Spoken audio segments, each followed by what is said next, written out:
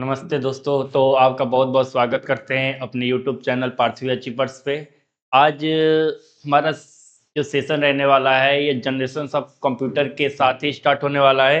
और हम सभी ने मिलकर के बहुत ही प्रीवियस क्लास किया है। उस क्लास में किसी भी तरह के डब्स एंड डाउट नहीं रहा। तो आपने जो generation first second third fourth पढ़ा, उन सब जनरेशन्स की सभी लिमिटेशंस, फीडबैक, एडवांटेज, डिसएडवांटेज सभी चीज़ों को हमने एकदम बारीकी के साथ लर्न किया था।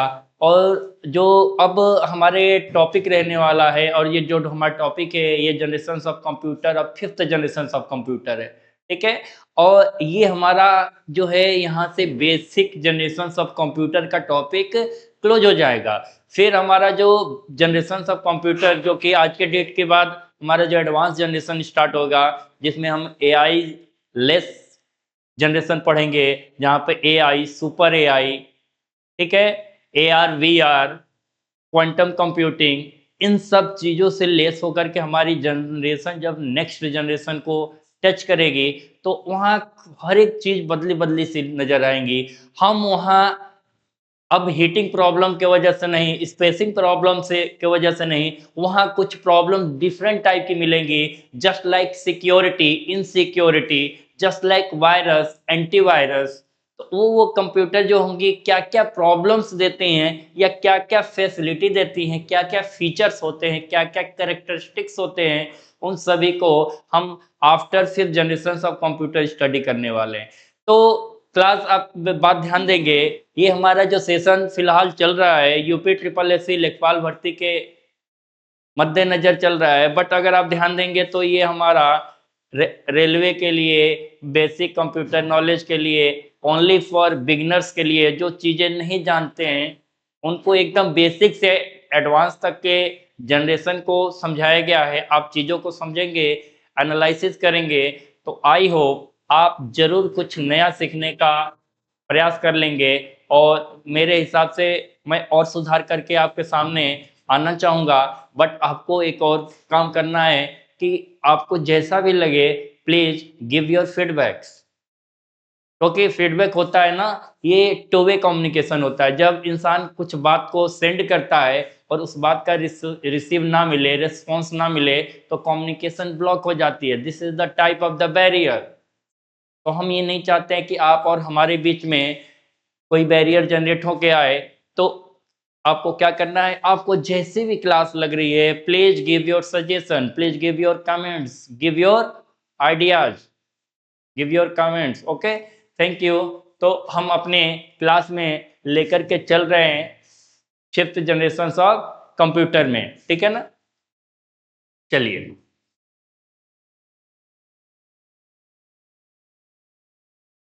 प्रथम पूज्य गणपति भगवान की।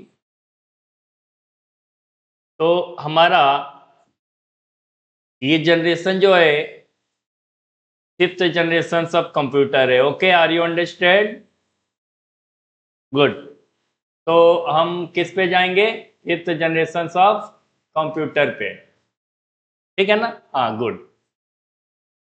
तो देखिए क्या हो रहा है यहाँ पे फिफ्थ जनरेशन ऑफ कंप्यूटर में। उन सभी जनरेशन को हम लोग करने से पहले, डिस्कस करने से पहले, let us recall the previous data, है ना। तो हम लोगों ने फर्स्ट जनरेशन में क्या पढ़ा था? वैक्यूम ट्यूब के बारे में। सेकेंड जनरेशन में क्या पढ़ा था? ट्रांजिस्टर के बारे में।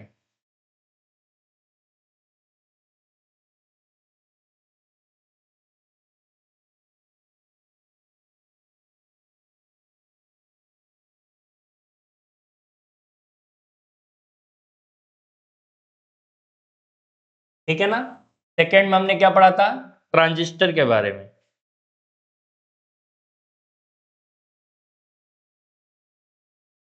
फोर्थ हमारा क्या था? वैक्यूम ट्यूब, ट्रांजिस्टर, फिर इंटीग्रेटेड सर्किट, आईसी। फोर्थ हमारा क्या था? और फिफ्थ हमारा क्या होने वाला है? तो vacuum tube transistor integrated circuit, और 4 हमारा था MC, means what, micro processor, है ना, माइक्रो कंट्रोलर या माइक्रो प्रोसेसर। तो ध्यान देंगे, हमने फर्स्ट जनरेशन में पढ़ा था वैक्यूम ट्यूब जनरेशन के बारे में। उस कंप्यूटर में बहुत सारे ड्रॉबैक या एडवांटेज डिसएडवांटेज हमने देखा, ट्रांजिस्टर में देखा, आईसी में देखा, micro processor and micro controller में देखा। अब हमारा जो ये आज का सेशन है वो based on fifth generation of computer.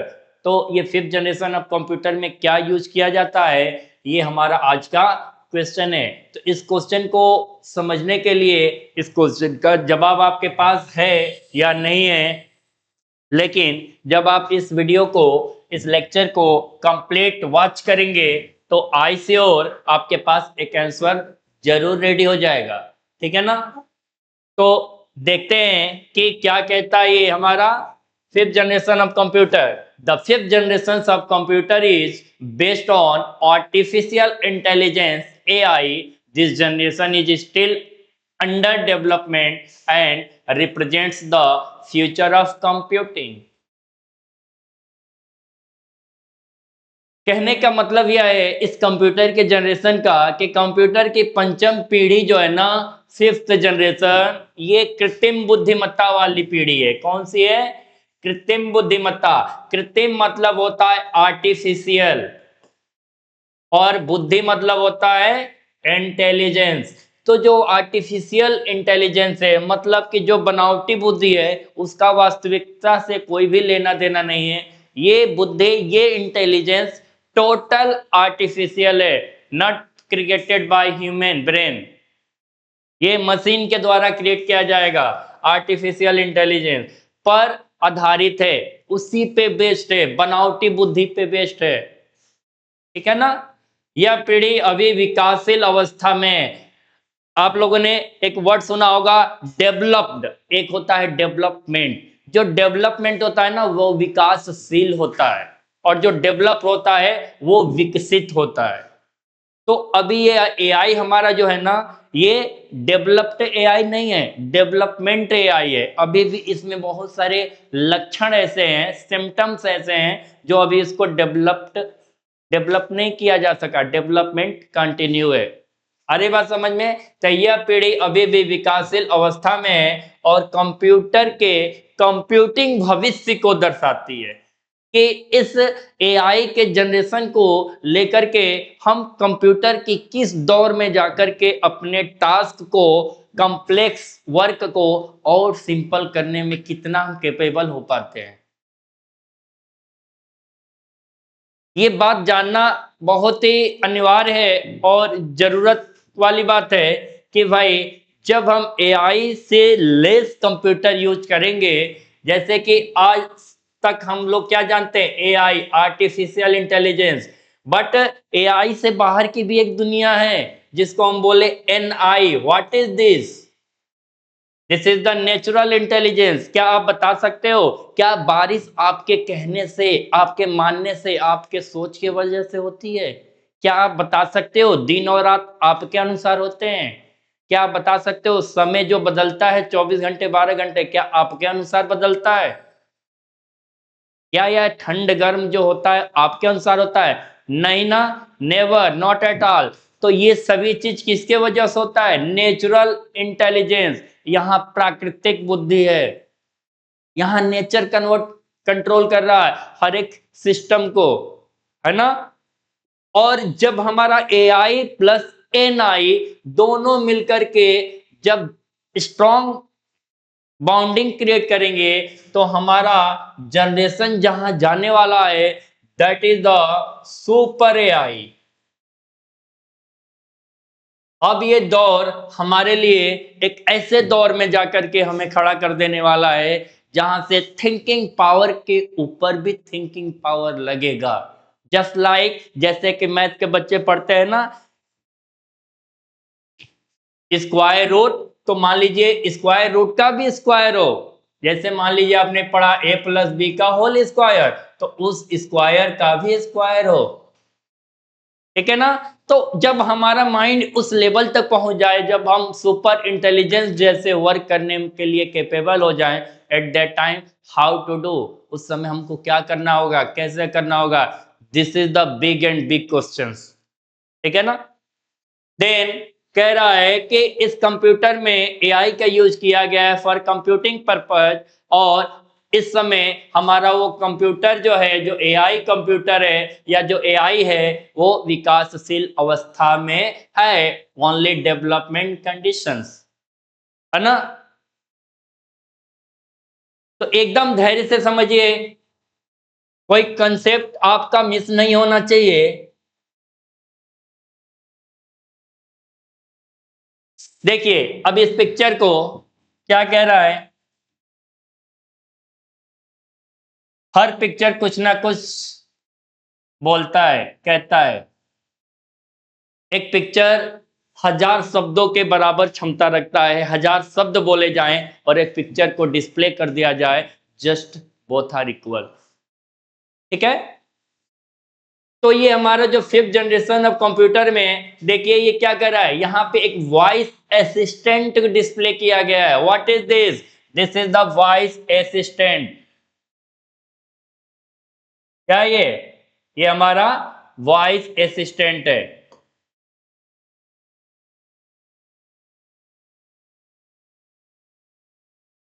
ये साउंड के दिए हुए सिग्नल को रिकॉग्नाइज कर लेता है। यहां साउंड के किए हुए प्रोनाउंसिएशन को भी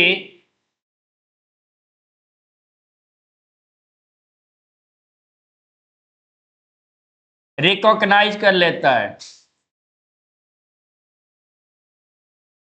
ओके। फिर यहां हमें ये डिस्प्ले कर रहा है कि what do you mean by AI, artificial intelligence क्या है।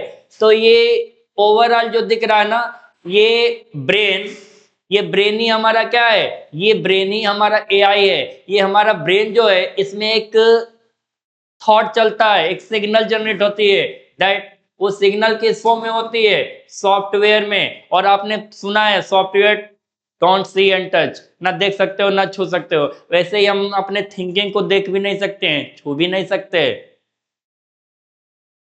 अब कह रहा है उसी एआई के पावर कमांड पे, प्रॉम्प्ट के अकॉर्डिंग अगर हम एक रोबोट को फंक्शन करने के लिए मजबूर कर दें, एक रोबोट से हम काम लेना स्टार्ट कर दें, तो फिर हमारा ये एआई जो है ना, जो आर्टिफिशियल इंटेलिजेंस है, वो क्या हो जाएगी, डेवलपमेंट कंडीशन से मूव हो करके डेवलप्ड कंडीशन में आ जाएगी।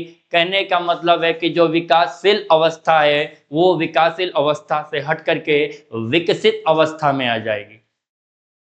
ठीक है। और इन सब जनरेशन में एआई केवल और केवल वॉइस असिस्टेंट नहीं दिया है, एआई ने इतना कमांड कर लिया है आज के कंडीशंस के अकॉर्डिंग कि खुद से ये अब अकॉर्डिंग टू नीड,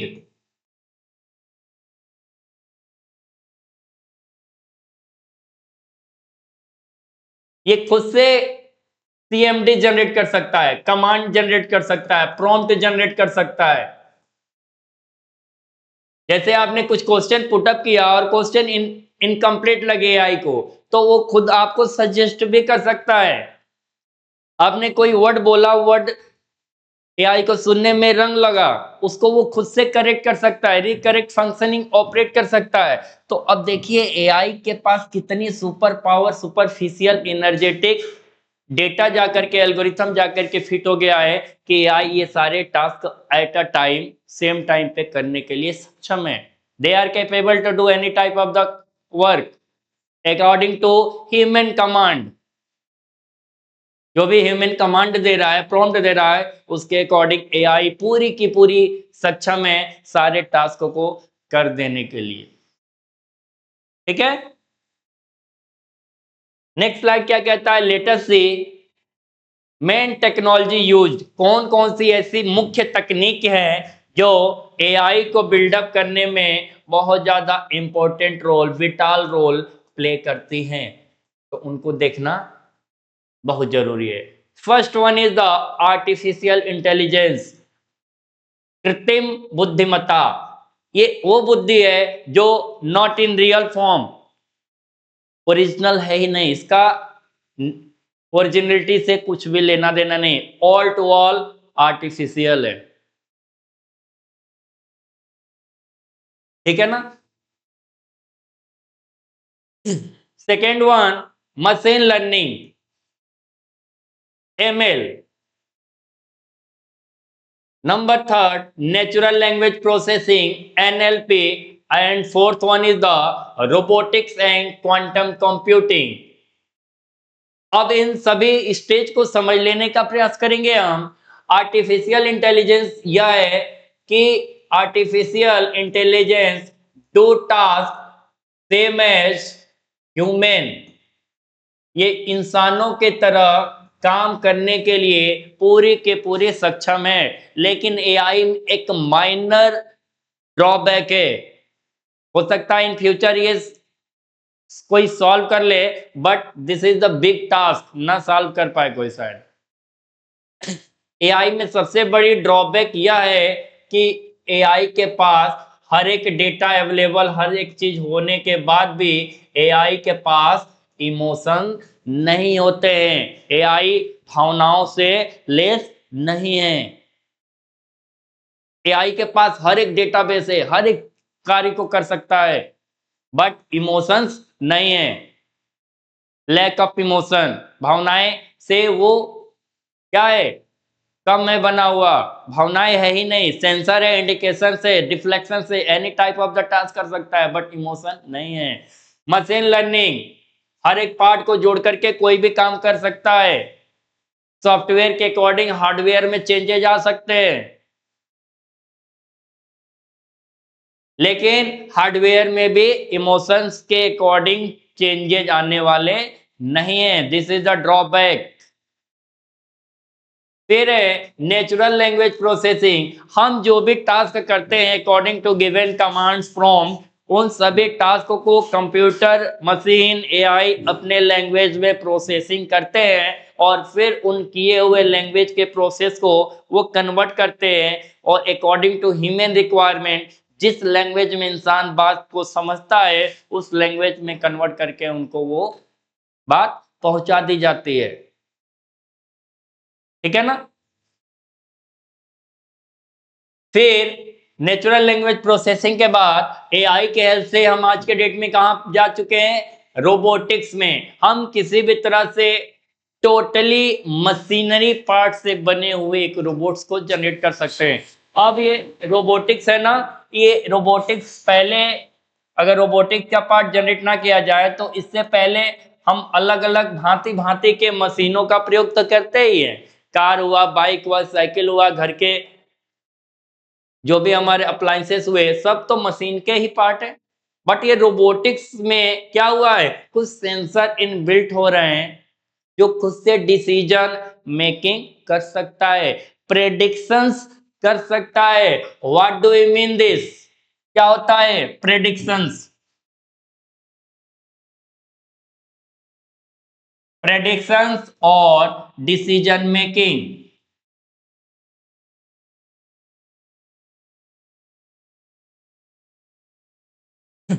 प्रेडिक्शन एक तरह की अवधारणा होती है कि हमने जो मान लिया है दैट इज द सेम, वो नहीं बदलता है, लेकिन मशीन, रोबोट्स, कंप्यूटर आकर के वो भी चीजों को बदल देते हैं।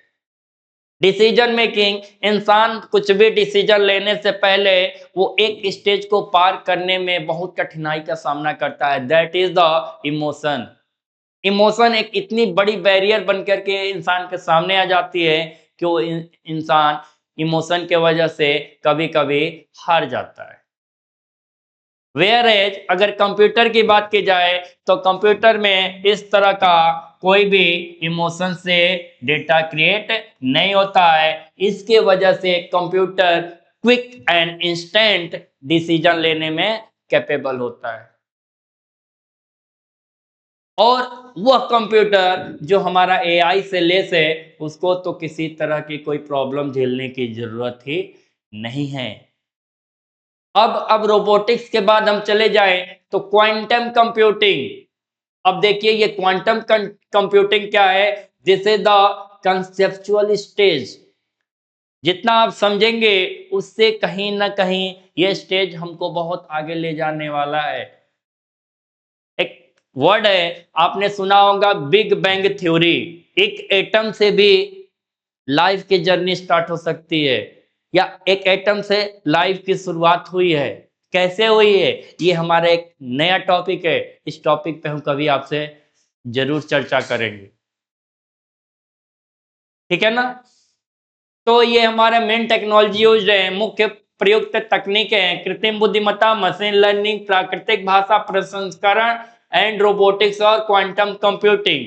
ओके, नो प्रॉब्लम, ठीक है। देन नेक्स्ट स्लाइड क्या कहता है? Let us see characteristics of fifth generation of computer. भाई, फिफ्थ जनरेशन कंप्यूटर के कौन कौन सी विशेषताएं हैं, उन सभी विशेषताओं को हम वन बाय वन चर्चा करने वाले हैं। Ability to think and make decision. कह रहा है एआई के पास भाई एक खजाना लग गया है, कुबेर का खजाना।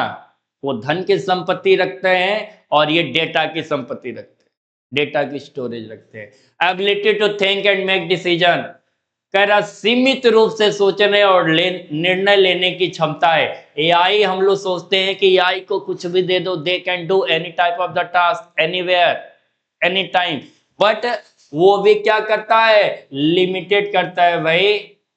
एआई को जितना कमांड, जितने प्रॉम्प्ट, जितने एल्गोरिथम, जितने पैटर्न, जितने सिम्टम्स, इन सब का सेटिंग किया गया है, फीडिंग किया गया है, उतने डेटा के अकॉर्डिंग ही वो क्या करते हैं? आउटपुट जनरेट करते हैं। उससे बाहर वो भी करने में अक्षम, ठीक है ना? Second one, very high speed and accuracy, अत्याधिक तेज और सटीक। हाँ, ये बात कहने वाली है कि normal first second third fourth generation के कंप्यूटर से तुलना की जाए तो हमारी फिफ्थ जनरेशन ऑफ कंप्यूटर में जो भी डेटा आता है वो हाई स्पीड में आता है, जो वर्क का रिजल्ट आता है हाई स्पीड में आता है, जो रिजल्ट आता है उसकी एक्यूरेसी अप्रोक्स हम मान लें तो 100% करेक्ट आता है, ठीक है ना? मतलब एआई जनरेटेड आंसर में किसी भी तरह का कोई एरर आने वाला नहीं है, ठीक है? फिर क्या कह रहा है? यूजर फ्रेंडली इंटरफेस, उपयोगकर्ता जो होते हैं ना उनके लिए एआई बहुत ही यूजर फ्रेंडली इंटरफेस दे दिया है। ये यूजर के अनुकूल ही डेटा को जनरेट करता है। जैसे मान लीजिए हमें इंग्लिश आता है तो हम अपने कमांड को, अपने सीएमडी को लैंग्वेज कौन सा लेंगे? इंग्लिश लैंग्वेज में लेकर के टाइप करेंगे और उस गिवन कमांड के अकॉर्डिंग, प्रॉम्प्ट के अकॉर्डिंग हमें आंसर दे दिया जाएगा, ठीक है ना? No doubt, no doubt. Fourth one, voice recognition and speech processing, आवाज पहचानने और समझने की क्षमता। जैसे कि हम voice assistant, Alexa, Siri, Gemini, बहुत तरह के वॉइस असिस्टेंट बना दिए गए हैं, गूगल असिस्टेंट बना दिए गए हैं। उन पे अगर कोई इंसान अपनी आवाज को देता है और पहचान करने की प्रोसेस से गुजरना पड़े उसे, तो वो इतना एबल है, कैपेबल है कि वो आवाज को रिकॉग्नाइज कर सकता है, आवाज को पहचान सकता है, और पहचानने के साथ साथ उसको प्रोसेस करने के बाद समझ भी सकता है, ठीक है ना? सेल्फ लर्निंग कैपेबिलिटी, स्वयं सीखने की क्षमता है। एआई अभी जो कि हमारा डेवलपमेंट एआई है, विकासशील एआई है, तो हम इसको स्वयं सीखने की क्षमता पे पूरे इक्वल मेजर नहीं करेंगे, बट नॉर्मल 1 2 3 4 जनरेशन के तुलना में ये क्या है? सेल्फ लर्नर है ये कंप्यूटर हमारा जो है ना AI, this is the self learner, खुद से पढ़ सकता है। और एक वर्ड यूज किया जाए तो एआई इज द गाइडर। और एआई कैसा गाइडर है? सुपरवाइज लर्निंग वाला। कौन सा भाई है? सुपरवाइज्ड। सुपरवाइज लर्निंग में कंप्यूटर को एक गाइडर दे दिया जाता है, उस गाइडर के अनुसार वो हर एक टास्क को करने के लिए कैपेबल हो पाता है। अरे बात समझ में? फिर है प्रोग्रामिंग लैंग्वेज यूज्ड, प्रयुक्त प्रोग्रामिंग भाषाएं, जैसे कि हम कोबोल, फोर्ट्रान, सी, सी शार्प, अलग अलग लैंग्वेज पढ़े हुए थे। बट नाउ अडेज पाइथन लैंग्वेज जो यूज करता है, जो high level programming language use करता है, उसमें जो सबसे चरम सीमा पे है, जो सबसे ऊपर रहता है, जिसकी सबसे ज्यादा प्रायोरिटी हाई है, that is only one Python language. कौन सी लैंग्वेज है? ध्यान देंगे, पाइथन। और पाइथन के बारे में बता दे, पाइथन को जिसने क्रिएट किया था उनका नाम था गाइडो वेन रोसम।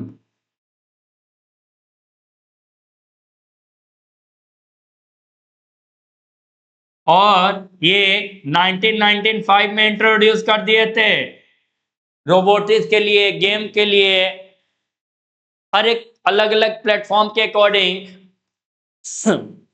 पाइथन क्या होता है? Suitable and perfect. पाइथन में किसी भी तरह की आज के अकॉर्डिंग हाई लेवल लैंग्वेज में पाइथन में कोई प्रॉब्लम नहीं होती है। बट स्टिल अगर एक चर्चा किया जाए तो पाइथन भी हो सकता है इन फ्यूचर, या प्रेजेंट टाइम को ले लिया जाए तो बहुत बड़ी कॉम्प्लेक्स प्रॉब्लम को करने में, कॉम्प्लेक्स प्रोग्राम को करने में शायद पाइथन में भी किसी तरह की अगर प्रॉब्लम आए तो इसका भी नया कोई एडवांस वर्जन जरूर बनाया जाएगा। अरे बात समझ में? Then next one is the Prolog language, Lisp, जावा। जावा जो है एआई का एप्लीकेशन है, एआई आधारित भाषाएं जैसे पाइथन, प्रोलॉग, लिस्प एंड जावा। और इन सब में जो सबसे हाई लेवल की लैंग्वेज मानी जाए, हाई लेवल तो जनरली सब है, बट पाइथन एंड जावा का पोजीशन सेम है, they are parallel to each other. No problem, good. Then next slide क्या कहता है? Let us see examples of fifth generation of computer. क्या होते हैं पंचम पीढ़ी के कंप्यूटरों के उदाहरण के तौर पर ले लिया जाए तो एआई लेस कंप्यूटर में जब हम रीच करेंगे, जब इंटर करेंगे, वहां पे हम क्या यूज करने वाले हैं? रोबोट। और रोबोट से हम क्या यूज कर पाएंगे? Robotics work. आज के डेट में इंसान जो काम कर रहा है, इन फ्यूचर हम वो सारे काम रोबोट से करवाने वाले हैं। लेकिन दिक्कत रोबोट से करवाना इंसान से करवाने वाली बात नहीं है, उस बात से दिक्कत है कि जब हम मशीनों पे इतना डिपेंड हो जाएंगे तो हमारा युद्ध, हमारा वार, हमारा फाइट मशीनों के साथ स्टार्ट होने वाला है। Human versus machine. इंसान की लड़ाई किससे होगी? मशीन से। और फिर देखने वाली बात है कि यहां कौन विनर होगा। This is the big task. Second one है एक्सपर्ट सिस्टम। एआई जो होता है एक एक्सपर्ट सिस्टम के अकॉर्डिंग ही वर्क कर पाता है। एक विशेषज्ञ प्रणाली होती है, उसी प्रणाली के अनुसार, उसी क्या होता है सिस्टम के अकॉर्डिंग वो टास्क कर पाएगा। अगर हमारा सिस्टम सही से नहीं बना हुआ है तो एआई वहां काम करने में क्या होगा? दिक्कत देने वाला है।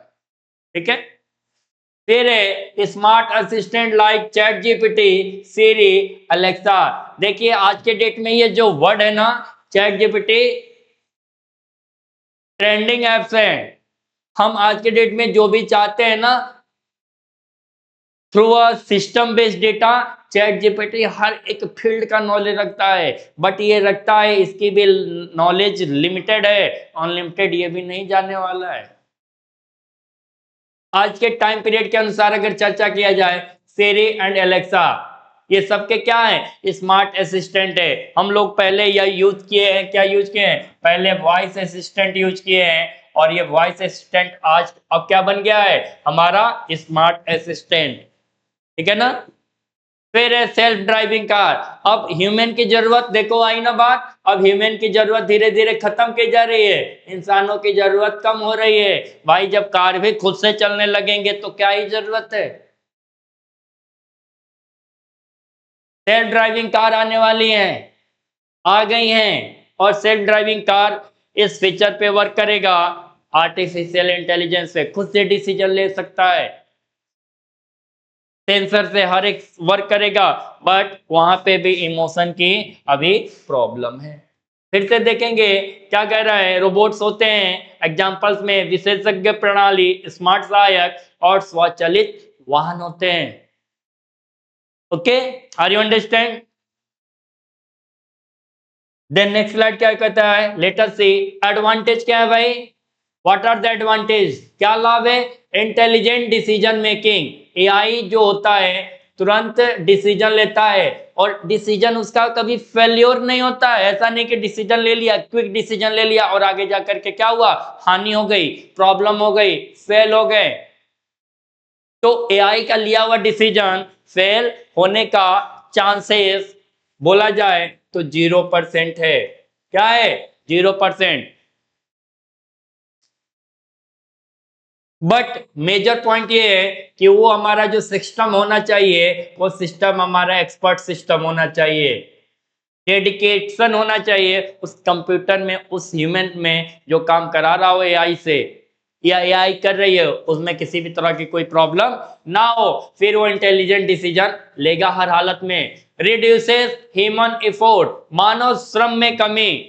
अगर हमको बहुत सारे टास्क को काम को करवाना होता है, बट हमारे पास एआई रोबोटिक्स, रोबोट्स के पार्ट्स जनरेट होते हैं, तो हमको इंसानों की तरह मेहनत करने की जरूरत नहीं पड़ेगी। इंसान की शारीरिक मेहनत को कम कर दिया जाएगा with the help of AI and robot. फिर है हाई इफिशियंसी, उच्च कार्य क्षमता। जैसे अगर कोई हम एक इमेज बना लें, लेटर से हमको एक सर्कल ड्रॉ करना है,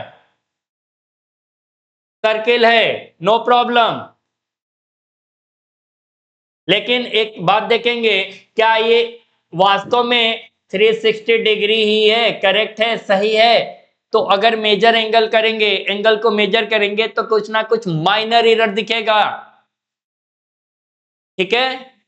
बट मशीन से करेंगे तो 100% एक्यूरेसी के साथ सर्किल की डिग्री 360 ही पे रोटेट होगी, नो एनी प्रॉब्लम। तो जब एआई डिसीजन लेगा, हाई एफिशिएंसी के साथ लेगा, उच्च कार्य क्षमता होगा उसका, मानव श्रम में कमी ला देगा, और बुद्धिमानी पूर्ण वाले निर्णय देगा, मतलब कि इंटेलिजेंट डिसीजन मेकिंग, है ना। देन इसका एडवांटेज समझ लिए। अब आपके माइंड में एक क्वेश्चन आएगा जरूर कि सर हमने इसका एडवांटेज समझ लिया, क्या समझा, एडवांटेजेस, लाभ समझा, क्या समझा, लाभ। तो क्या इसका कोई डिसएडवांटेजेस नहीं है, हानियां कोई नहीं है। तो भाई सिक्के के दो पहलू होते हैं, अगर आप हेड देख रहे हैं तो टेल भी दिखेगा। आपने लाभ पाया है तो हानि भी पाएंगे, तो ये कैसे पाएंगे। अब ये क्वेश्चन आपके होमवर्क में दिया जा रहा है, इसको आप जज करके लाएंगे कि भाई इसका डिसएडवांटेज क्या है, ठीक है। तो ये आपका होमवर्क है। तो देखेंगे अब हमारा लिमिटेशन क्या है, क्या सीमाएं हैं, एआई किस सीमा पर आकर के रुक जाता है, या उस सीमा से बाहर भी जाके काम करने में कैपेबल है, ठीक है। तो वेरी एक्सपेंसिव टेक्नोलॉजी, एआई जो भी यूज करता है, ऐसा नहीं कि हम 20-30 हजार की क्या करें, एक सिस्टम परचेज कर लें और उस पर हम एआई को बैठा दे और एआई 100% टास्क को कर ले eight a time, not problem, बहुत बड़ी बिग प्रॉब्लम हो जाएगी। क्यों होगी, वेरी एक्सपेंसिव टेक्नोलॉजी, तकनीक जो होगी ना बहुत महंगी होगी, शायद वहां पे हमको एक इतना बड़ा बिग प्लेटफॉर्म पे सर्वर जनरेट करना पड़ेगा, ठीक है, सैटेलाइट देना पड़ेगा, गेटवे देना पड़ेगा, पता नहीं क्या क्या चीजों की रिक्वायरमेंट होगी, जिससे हम क्या करेंगे, अपने एआई को इतना पावरफुल जनरेट कर पाएंगे कि हमारा एआई वर्क करने में क्या होगा, कैपेबल होगा। Next one, still under development. AI हमारा आज के डेट में अभी डेवलप्ड एआई नहीं है, डेवलपमेंट एआई है, अभी ये विकासशील है, ये विकसित नहीं हुआ है, अभी भी इस पे ये काम किया जा रहा है। मतलब कह सकते हो एआई अभी बच्चा है, एआई का अभी जन्म हुआ है, एआई अभी अपना ग्रोथ रेट बढ़ा रहा है, अभी वो डेवलप हो रहा है, धीरे धीरे बड़ा होगा। अभी सोचो एआई इतना छोटा है तो कितना तांडव मचा दिया है। जब एआई बहुत बड़ा होगा फिर क्या होगा, ये आप बताइएगा। ठीक है, स्टिल अंडर डेवलपमेंट। फिर है कॉम्प्लेक्स डिजाइन। एआई को एआई समझ सकता है, सुपर एआई समझ सकता है, एनआई नेचुरल इंटेलिजेंस समझ सकता है, इसके बाहर कोई एआई को समझ नहीं सकता है। ह्यूमन के बस की तो बात ही नहीं है। बट एक बात को इसको नोट कर लीजिए, एआई को ह्यूमन ने ही क्रिएट किया है, तो फिर ये क्यों ह्यूमन के बस की बात नहीं है? हाँ, उस ह्यूमन के बस की बात है जो कि स्किल्ड पर्सन होंगे। Listen again, skilled person, technical person, technical person, minded person, intellectual person.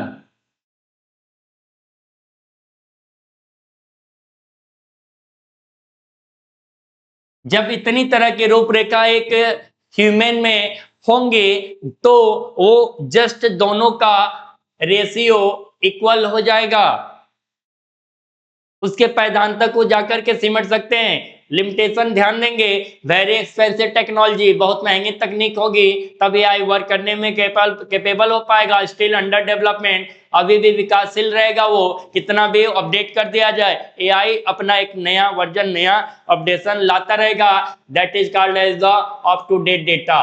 AI का मतलब यही है, आर्टिफिशियल है, वो फिक्स होने वाला है ही नहीं, कभी नहीं फिक्स होगा। Not static, they are the rapid and random.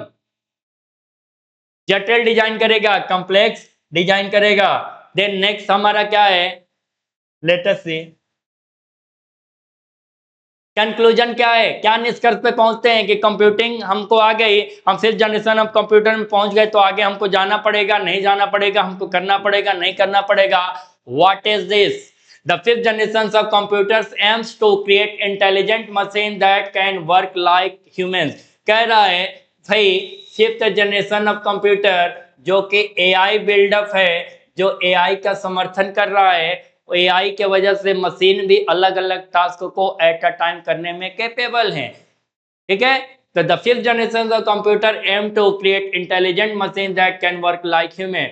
मतलब फिफ्थ जनरेशन कंप्यूटर का एक और एकमात्र उद्देश्य यही है कि वो एक इंटेलिजेंट मशीन को बना पाए। कैसे मशीन को? इंटेलिजेंट मशीन को, जो ह्यूमन के बराबर काम करने के लिए कैपेबल हो या ह्यूमन से ज्यादा। मतलब ह्यूमन से कम नहीं होना चाहिए, ह्यूमन के बराबर हो या ह्यूमन से ज्यादा हो। Just like self driving car, एक इंसान 10 15 20 घंटे अगर कार ड्राइविंग करेगा तो टायर्ड हो जाएगा, बट अगर मशीन को दे दिया जाए तो नॉन स्टॉप, महीने के महीने, साल के साल गुजर जाए, फ्यूल प्रॉब्लम ना हो, एनी डिफरेंट प्रॉब्लम ना हो, तो वो कार को स्टॉप करना नहीं चाहेगा। But human can do it, वो टायर्ड हो जाएगा, उसको और सारे वर्क करने होते हैं। ठीक है ना? कंप्यूटर की पंचम पीढ़ी का उद्देश्य मानव जैसी बुद्धिमान मशीनों का निर्माण करना है। मशीन के पास भी बुद्धि आ जाए। अभी तक हम जीव, जानवर, इंसान, पेड़ पौधों में बुद्धि को ढूंढ रहे थे, अब मशीनों में हम बुद्धि को ढूंढने जाना है। अब मशीन में देखना है कि भाई तुम्हारे पास दिमाग है कि नहीं, इस मशीन में दिमाग है कि नहीं, मशीन टास्क कर सकता है कि नहीं, मशीन ऑपरेट कर सकता है कि नहीं, मशीन रिजल्ट दे सकता है कि नहीं। इन सब क्वेश्चन के साथ हम विदा लेते हैं आपसे। ये हमारा फिफ्थ जनरेशन ऑफ कंप्यूटर का लास्ट सेशन है। इसके बाद हम advance version of generation of computer आपके सामने लेकर के आएंगे। सेम इसी चैनल पे आप घर बनाए रहिए, पढ़ते रहिए। पार्थवी अचीवर जो कि हमारा यूट्यूब चैनल है, हम बहुत जल्द आपसे मिलने वाले हैं नए सेशन में 6th जनरेशन ऑफ कंप्यूटर के साथ। तब तक के लिए जय हिंद, नमस्कार, धन्यवाद।